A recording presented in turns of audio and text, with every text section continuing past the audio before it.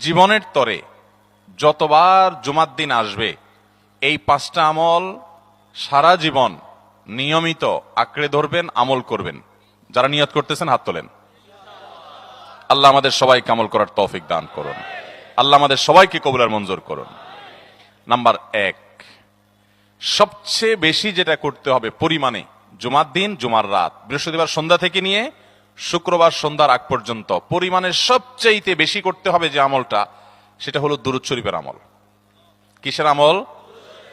ভাইরা, দুরূদ এমন একটা আমল, আপনি যদি শুধু দুরূদের আমলটাকে আঁকড়ে ধরেন, সবসময় আপনার মুখ দিয়ে দুরূদ বের হতে থাকে, পড়তে থাকেন, তো নবী করিম সাল্লাল্লাহু আলাইহি সাল্লামের ভাষ্য অনুযায়ী, তার ওয়াদা অনুযায়ী, ইদান তুকফা হাম্মুক ওয়া তুগফার যামবুক, তোমার যত পেরেশানি আছে নবী সাল্লাল্লাহু আলাইহি সাল্লাম বলেছেন এই সব পেরেশানি দূর করার জন্য এই